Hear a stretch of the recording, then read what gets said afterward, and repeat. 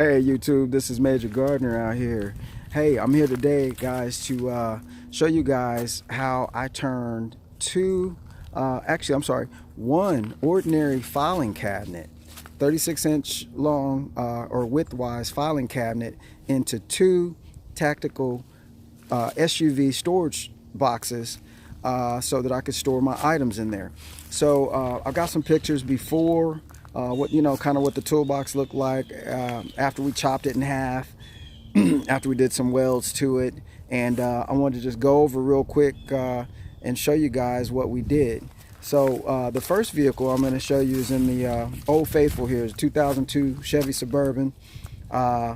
I love this truck because it's got the room I need to put the toolbox in, but still have plenty of seating. So first, I want to let you guys know that did this project. It cost around $400 for everything, and out of that $400, I got two storage units, two tactical storage units from one filing cabinet.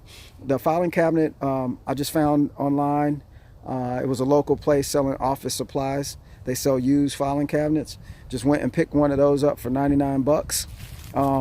Took the locks out, didn't need it because we were thinking about doing something a little bit more secure. So took the locks off, and I'll show you what we did. The first box in the Suburban is it's a different version. We had to play with this because it was just something new.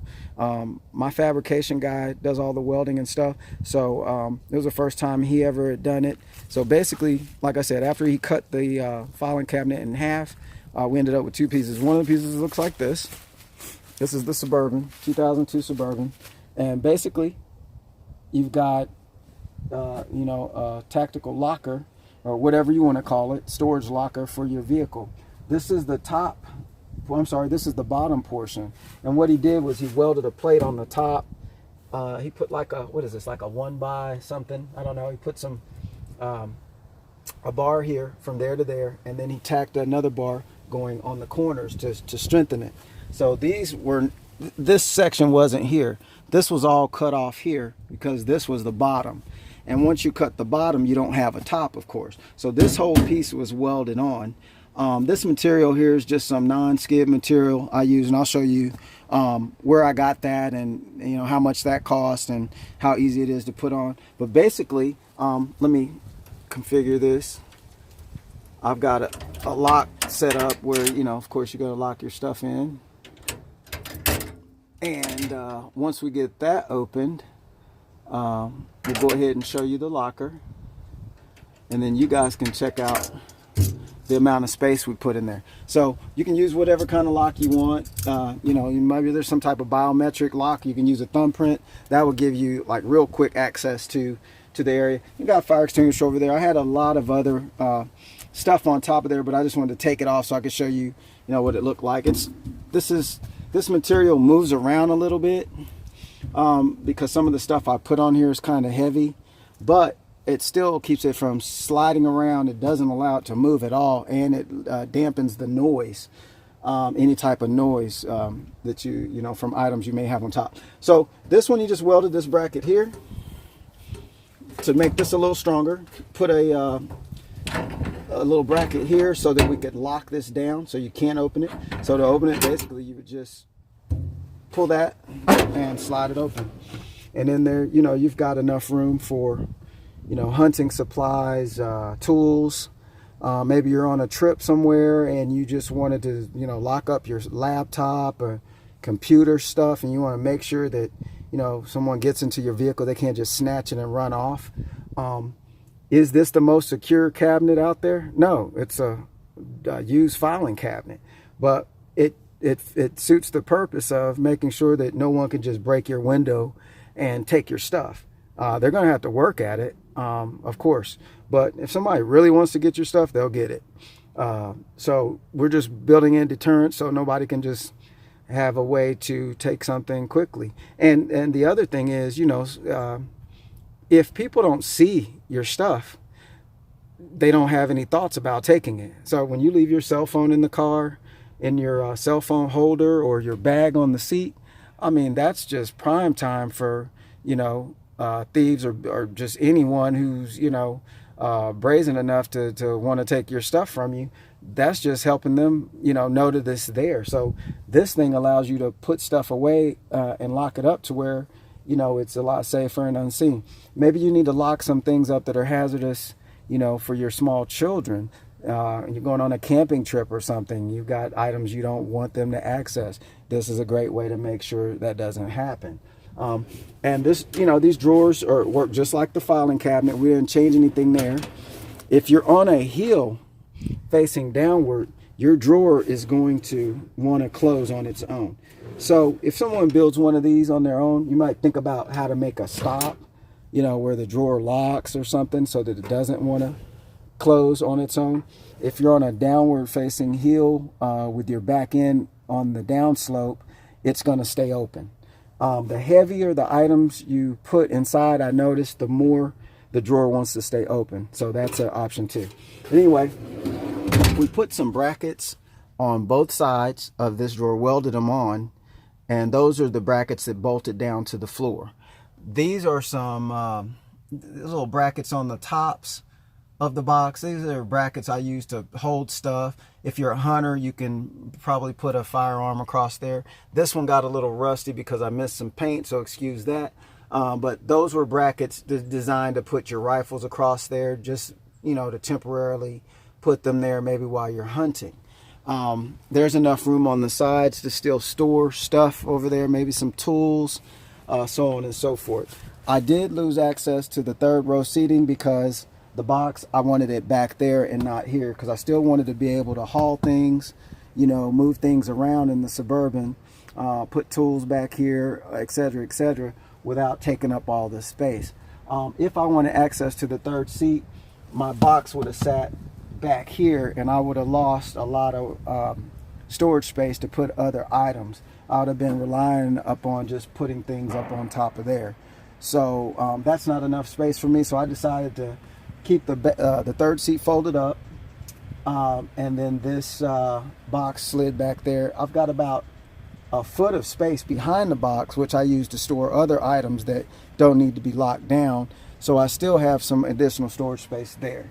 The material that I used up there, it's like $7 for each package. It's what is it called? U.S. General's drawer liner. They use it to put inside the toolboxes.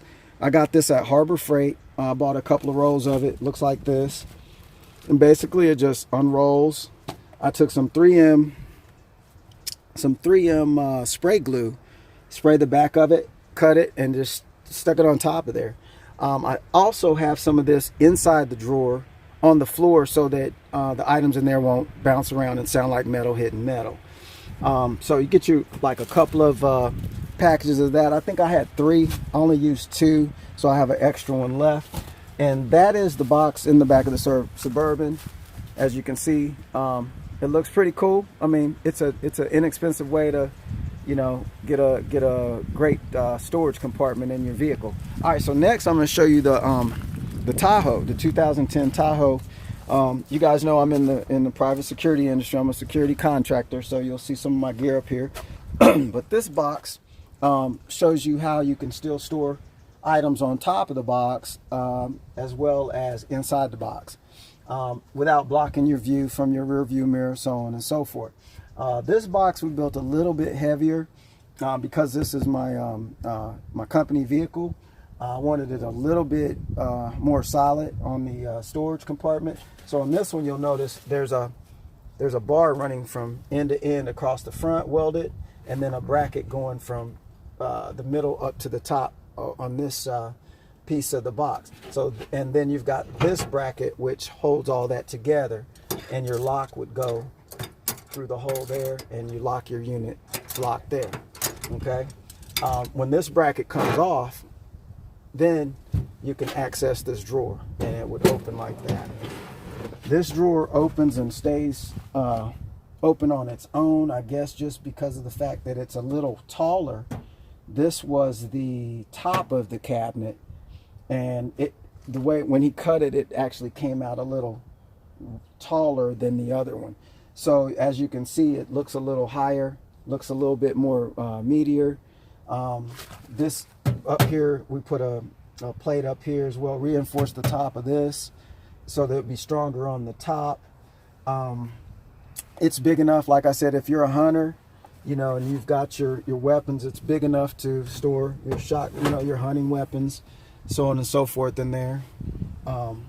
You've got enough storage space to put other items. I got a couple of, boxes in here. It's big enough for that and heavy enough to hold it. On the floor, I've got that same material so that things won't vibrate and sound noisy. And I added a little LED light so that at nighttime, of course, you need to see in there real quick, you can see something. It's just a magnetic light. You can move around from corner to corner anywhere you want and get you some lighting. Other than that, I've got a total cost in both of these units of $400. Purchased the used cabinet for $99. My fabrication guy that does all the welding, he cut it and welded all the stuff on here you see. I think I paid about $150 each box. And then I bought a couple of cans of satin spray paint and painted these over real quick outside. And then I put them in and drilled them down to the floor. So there you have it. 2-drawer, 36-inch office filing cabinets turned into actually 2 tactical storage drawers or storage lockers for your vehicles. So I hope this video helps some of you guys, because I know some of those drawer systems out there, they're nice, they're professional, they're maybe better, they're going to definitely be better built than this, but I know they cost, like, some of them are $1,000 or $1,400 for a single drawer. So this may be an option until you can, step up to that, or you could take this idea to the next level, reinforce it more, and make that same box, but for less money. Hey, this is Major Gardner. I hope this tactical tip helped you guys secure your items in your vehicles, and you'll be hearing more videos. Hey guys, comment down in the comment section. Tell me what you think. I'm interested to know your ideas. If this helped any of you guys or not. I hope everything we do helps you guys better your lives and protect your property. So you'll hear from me soon again, guys. Love you guys. This is Major Gardner signing out for TacMyRide.com. Take care, guys.